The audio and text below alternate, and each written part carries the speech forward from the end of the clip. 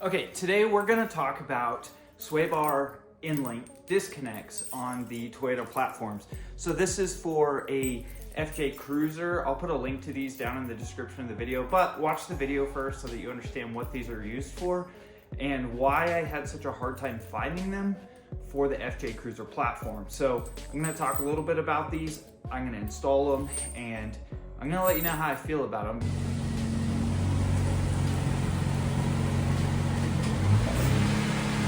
So you don't actually have to have a jack to install these. First of all, this is your sway bar here. This is your sway bar in-link. It connects the spindle on the Toyota platforms to the sway bar itself. So you guys can see what's going on. I am going to jack up the truck real quick, pull this tire off. All right, so this is a factory in-link here. This is where it connects on the spindle, and they are a little torn up.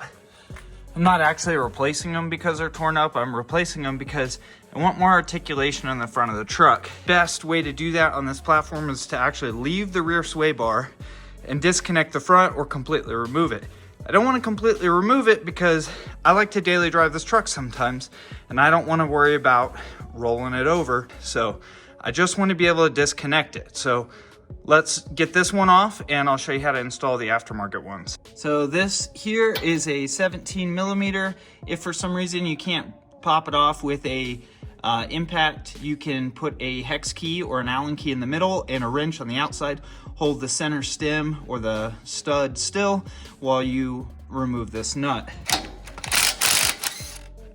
All right, so I have it loosened up and I'm gonna work on this bottom. Now I can't access this bottom with a impact, but what I can do is put a wrench on it and hold the center with an Allen if I need to, or hold the backside over here with a pair of pliers, channel locks, or vice grips. I'm gonna try not to do that. Not that I really care about this in-link because it is getting replaced, but I try and be nice. All right, so thankfully all I did was throw a wrench on this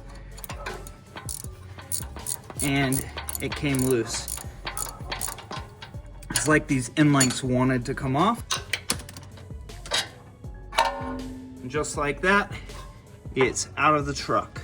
Let's talk about what comes on these in-links, right? So you have studs, right? And you're gonna thread these studs into the spindle itself and the factory sway bar, or aftermarket, I guess, if you had it. You have a set of pins that you can pull. They do come with extras, that's nice. And to remove it, you just pull the pin. So we're gonna throw our top stud in place, a washer on each side, and the lock nut on the back. And we're gonna do the same thing on the bottom. And so already we have a problem here. This bolt is too long and it's going to hit my MT64 coilover body, or my shock body. So I have a couple of options here. The first option would be to cut this or flip this. I need to find out if that's even an option on this. It probably isn't, but either way, I'm gonna have to cut this. So I ended up marking and cutting this at 1.5 inches on the shank. I left the nuts on there so I could back them off to clean the threads.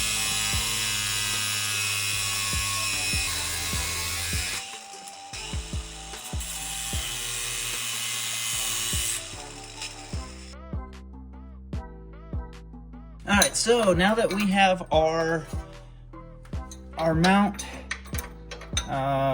cut, I guess, modified, if you will, we're gonna tighten it.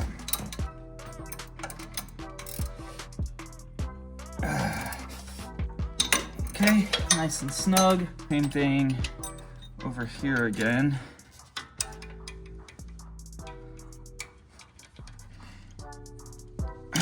Okay.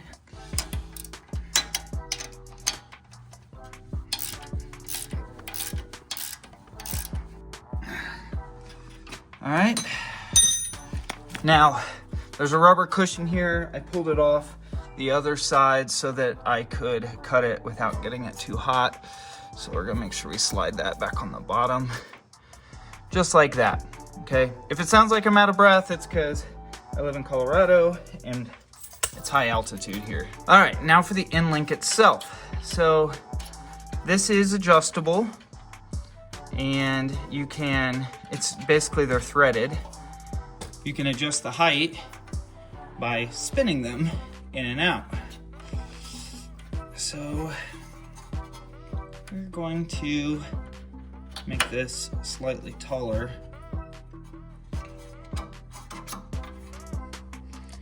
And ideally, what you would do here is make both sides even.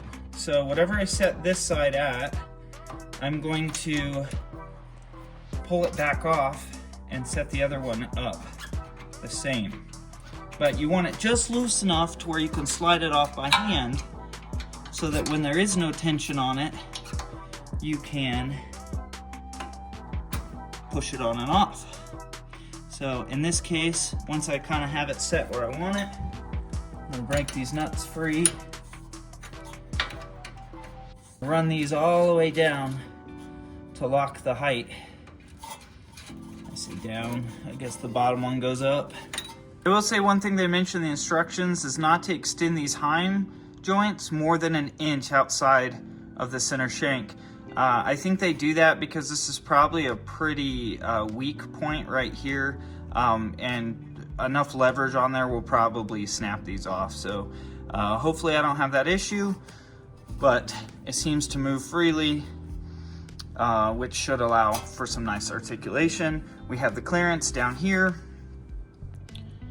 on the shank itself, I guess on the stud, but we have plenty of clearance there. Now, if you have a smaller shock, this might not be an issue, but I want as much clearance as possible there, because you might even be able to see, I have nicked it once before already with a normal sway bar in link, so I don't want to risk that happening again. So, yep, now I'm gonna match the other side. I'm gonna install it.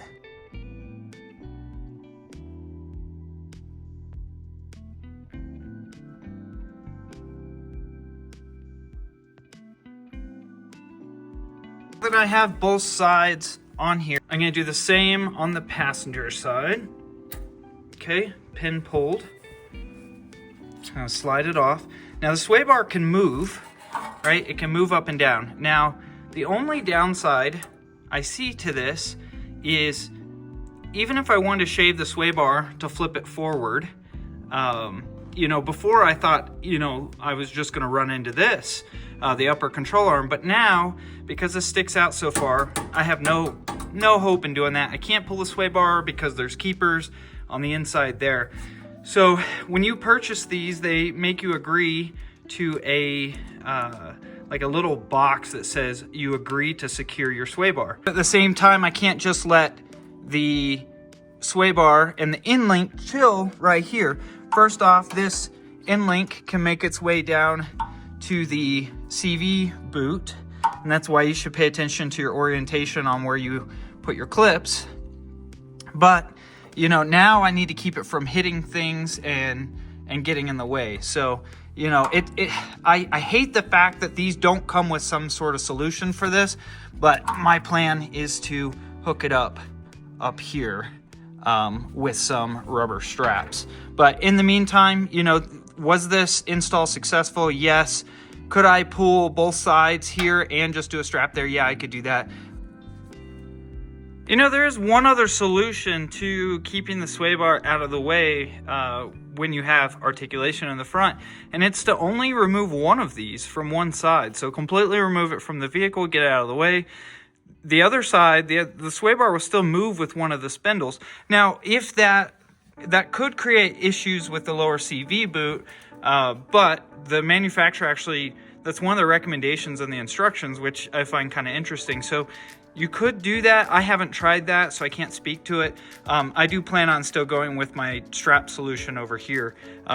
Kind of interesting, you know, but that's one of the biggest problems with adding sway bar disconnects on the FJ Cruisers is, where do you actually put the sway bar, or just remove it completely if you're wheeling every weekend, you're not really driving this every day. So hopefully you learned something from this video.